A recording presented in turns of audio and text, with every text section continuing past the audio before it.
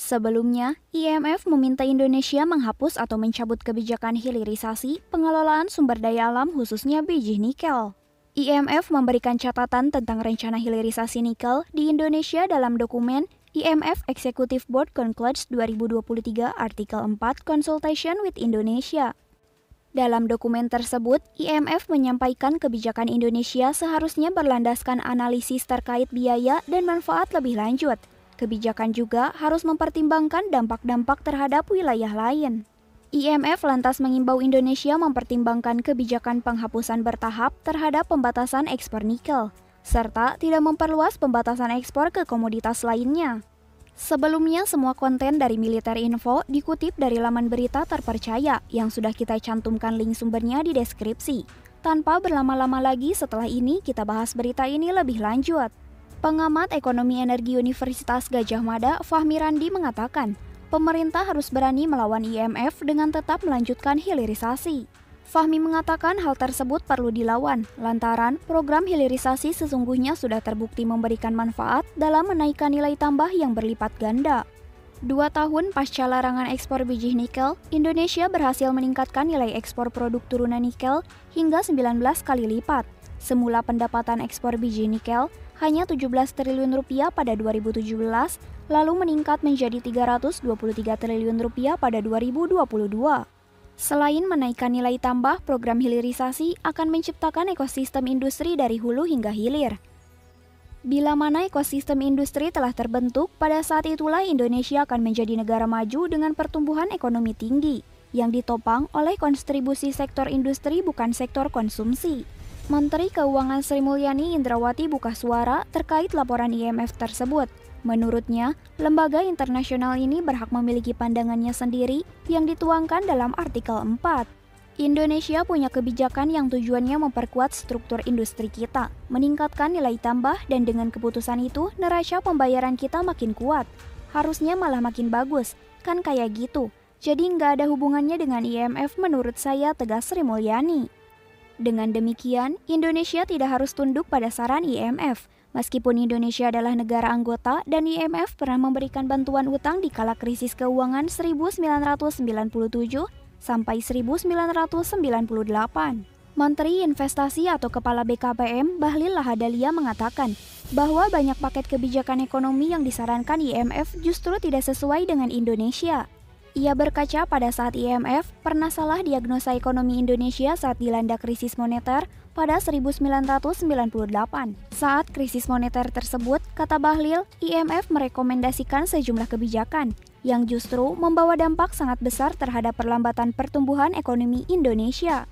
Sinyal IMF yang menentang hilirisasi ini sebenarnya sudah muncul pada Maret 2023 melalui cerita Menteri Koordinator Bidang Perekonomian Luhut Binsar Panjaitan. Dikatakan bahwa IMF telah mengunjunginya di kantornya. Jumat lalu, IMF datang ke kantor saya. Mereka tanya kenapa kita larang ekspor raw material atau critical material itu, ungkap Luhut dikutip Rabu 5 Juli 2023. Menurutnya, kehadiran IMF justru mewakili banyak negara tidak terima dengan kebijakan pemerintah Indonesia khususnya negara maju. Setelah berbincang cukup lama, Luhut meyakini IMF akhirnya paham maksud dari kebijakan pemerintah.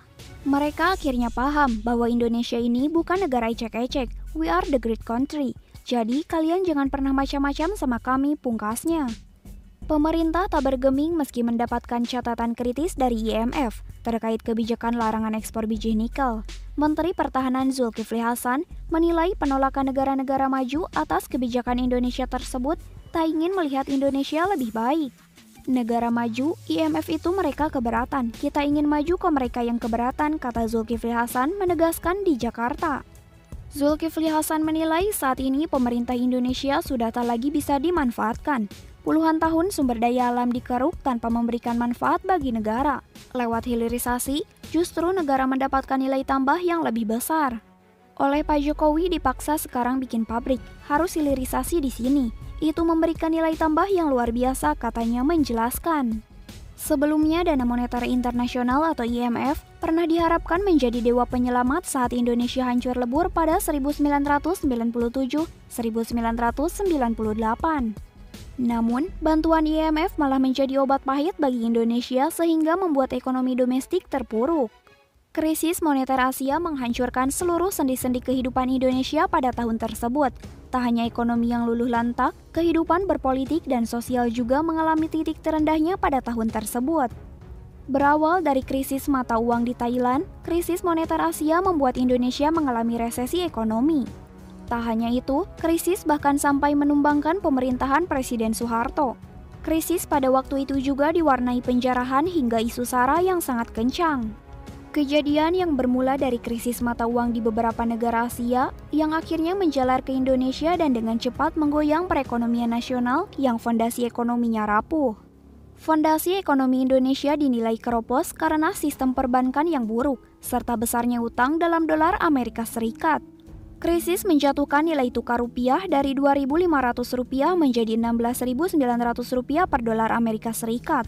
Krisis juga membuat inflasi Indonesia melonjak hingga 77%, sementara ekonomi terkontraksi 13% lebih.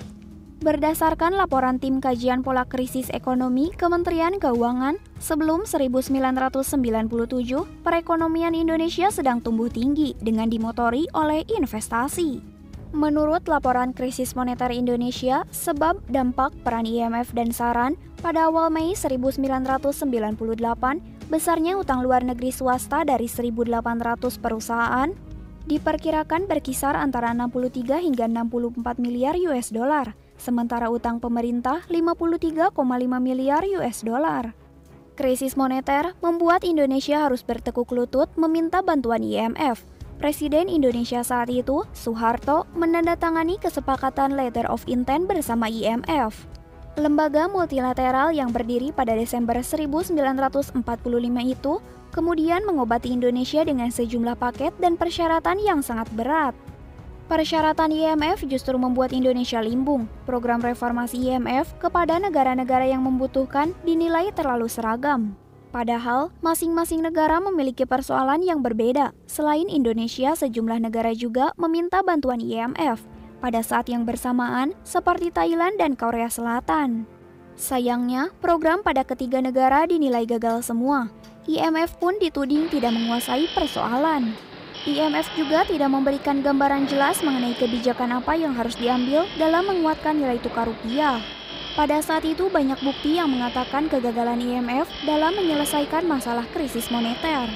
Dengan begitu, banyak pengalaman buruk Indonesia bersama IMF, maka tak heran jika IMF kemudian mendapatkan citra buruk dan trauma bagi masyarakat Indonesia.